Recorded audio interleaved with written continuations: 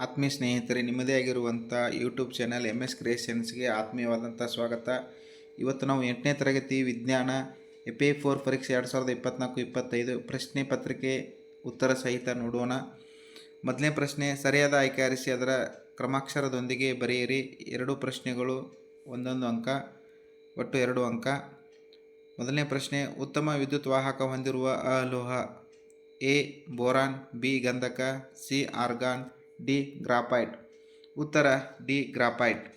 ಎರಡನೇ ಪ್ರಶ್ನೆ, ಇರುಳು ಕುರುಡಿಗೆ ಕಾರಣವಾದ ಜೀವಸತ್ವ ಯಾವುದು? ಎ ಡಿ ಜೀವಸತ್ವ, ಬಿ ಸಿ ಜೀವಸತ್ವ, ಸಿ ಬಿ ಜೀವಸತ್ವ, ಡಿ ಎ ಜೀವಸತ್ವ. ಉತ್ತರ ಡಿ ಎ ಜೀವಸತ್ವ. ಪ್ರಶ್ನೆ 2, ಕೆಳಗಿನ ಪ್ರಶ್ನೆಗಳಿಗೆ ಉತ್ತರಿಸಿ. 2 ಪ್ರಶ್ನೆಗಳು, 2 ಪ್ರಶ್ನೆಗೆ ತಲಾ 1 ಅಂಕ, ಒಟ್ಟು 2 ಅಂಕ. ಮೂರನೇ ಪ್ರಶ್ನೆ, ವಿದ್ಯುತ್ ಲೇಪನ ಎಂದರೇನು? ಉತ್ತರ, ವಿದ್ಯುತ್ ಶಕ್ತಿಯನ್ನು ಬಳಸಿ ಒಂದು ವಸ್ತುವಿನ ಮೇಲೆ ಇನ್ನೊಂದು ಅಪೇಕ್ಷಣೀಯ ಲೋಹದ ತೆಳು ಪದರದ ಲೇಪನವನ್ನು ಉಂಟು ಮಾಡುವುದೇ ವಿದ್ಯುತ್ ಲೇಪನ. ಪ್ರಶ್ನೆ 4, ಕಣ್ಣಿನ ಅಂಧ ಪ್ರದೇಶ ಎಂದರೇನು? ಉತ್ತರ, ದೃಷ್ಟಿ ನರ ಮತ್ತು ಅಕ್ಷಿಪಟಲಗಳು ಸಂಧಿಸುವಲ್ಲಿ ಸಂವೇದನಾ ಕೋಶಗಳು ಇಲ್ಲದಿರುವುದರಿಂದ ಆ ಪ್ರದೇಶದಲ್ಲಿ ದೃಷ್ಟಿಗ್ರಹಿಕೆ ಸಾಧ್ಯವಿಲ್ಲ. ಆ ಸ್ಥಳವನ್ನು ಕಣ್ಣಿನ ಅಂಧ ಪ್ರದೇಶ ಎನ್ನುವರು. ಪ್ರಶ್ನೆ 3, ಕೆಳಗಿನ ಪ್ರಶ್ನೆಗಳಿಗೆ ಉತ್ತರಿಸಿ. ಒಟ್ಟು 3 ಪ್ರಶ್ನೆ, 1 ಪ್ರಶ್ನೆಗೆ 2 ಅಂಕದಂತೆ ಒಟ್ಟು 6 ಅಂಕಗಳು. 5ನೇ ಪ್ರಶ್ನೆ, ವಿದ್ಯುತ್ನ ರಾಸಾಯನಿಕ ಪರಿಣಾಮ ಎಂದರೇನು?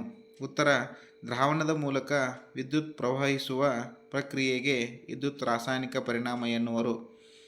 6ನೇ ಪ್ರಶ್ನೆ, ನಿಯತ ಪ್ರತಿಫಲನ ಮತ್ತು ಚದುರಿದ ಪ್ರತಿಫಲನದ ನಡುವಿನ ವ್ಯತ್ಯಾಸ ತಿಳಿಸಿ. ಉತ್ತರ, ನಿಯತ ಪ್ರತಿಫಲನ ದರ್ಪಣದಂತಹ ನುಣುಪಾದ ಮೇಲ್ಮೈನಿಂದ ಪ್ರತಿಫಲನಗೊಂಡ ಕಿರಣಗಳು ಸಮಾಂತರವಾಗಿರುವುದು. ಚದುರಿದ ಪ್ರತಿಫಲನ ಒರಟಾದ ಅಥವಾ ಅನಿಯತ ಸಮತಲದಿಂದ ಪ್ರತಿಫಲನಗೊಂಡ ಸಮಾಂತರ ಕಿರಣಗಳು ಸಮಾಂತರವಾಗಿರದಿರುವುದು. 7ನೇ ಪ್ರಶ್ನೆ, ಕೆಳಗಿನವು ಸ್ರವಿಸುವ ಹಾರ್ಮೋನು ಹೆಸರಿಸಿರಿ. ಮೊದಲನೇ ಪ್ರಶ್ನೆ, ಪಿಟ್ಯುಟರಿ. ಎರಡನೇದು ಮೆದೋಜೀರಕ. ಉತ್ತರ 1 ಪಿಟ್ಯುಟರಿನ್, 2 ಇನ್ಸುಲಿನ್ ಮತ್ತು ಗ್ಲೂಕಗಾನ್. 4ನೇ ಪ್ರಶ್ನೆ, ಕೆಳಗಿನ ಪ್ರಶ್ನೆಗಳಿಗೆ ಉತ್ತರಿಸಿರಿ. ಒಟ್ಟು 2 ಪ್ರಶ್ನೆಗಳು, 1 ಪ್ರಶ್ನೆಗೆ 3 ಅಂಕ, ಒಟ್ಟು 6 ಅಂಕಗಳು. 8ನೇ ಪ್ರಶ್ನೆ, ನಿಮ್ಮ ಸುತ್ತಲೂ ಕಂಡುಬರುವ ವಿದ್ಯುತ್ ಲೇಪಿತ ವಸ್ತುಗಳನ್ನು ಪಟ್ಟಿ ಮಾಡಿರಿ. ಉತ್ತರ, ವಾಹನದ ಲೋಹಗಳ ಭಾಗಗಳನ್ನು ಕ್ರೋಮಿಯಂನಿಂದ ಲೇಪನ ಮಾಡಿರುತ್ತಾರೆ.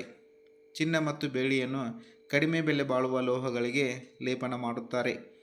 ಆಹಾರ ಸಂಗ್ರಹಿಸುವ ಲೋಹದ ಕ್ಯಾನ್ಗಳನ್ನು ಟಿನ್ ಅಥವಾ ತವರ ಬಳಸಿ ಲೇಪನ ಮಾಡಿರುತ್ತಾರೆ. ಕಬ್ಬಿಣದ ವಸ್ತುಗಳನ್ನು ತುಕ್ಕಿನಿಂದ ರಕ್ಷಿಸಲು ಸತುವಿನ ಲೇಪನ ಮಾಡುತ್ತಾರೆ. 9ನೇ ಪ್ರಶ್ನೆ, ದ್ವಿತೀಯಕ ಲೈಂಗಿಕ ಲಕ್ಷಣಗಳನ್ನು ಪಟ್ಟಿ ಮಾಡಿರಿ.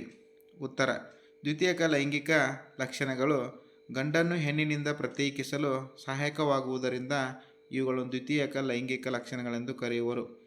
ಲಿಂಗಾಣುಗಳು ಅಂಡಾಣು ಮತ್ತು ವೀರ್ಯಾಣುಗಳನ್ನು ಉತ್ಪತ್ತಿ ಮಾಡುತ್ತವೆ. ಪ್ರೌಢ ಹಂತದ ಹುಡುಗಿಯರಲ್ಲಿ ಸ್ತನಗಳ ಬೆಳವಣಿಗೆ ಪ್ರಾರಂಭ.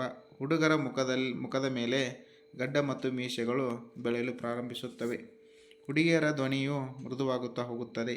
ಹುಡುಗರ ಧ್ವನಿಯು ಗಡಸು ಅಥವಾ ಒರಟಾಗುತ್ತದೆ. ಇನ್ನು 5ನೇ ಪ್ರಶ್ನೆ, ಕೆಳಗಿನ ಪ್ರಶ್ನೆಗಳಿಗೆ ಉತ್ತರಿಸಿರಿ. 1 ಪ್ರಶ್ನೆ 4 ಅಂಕ.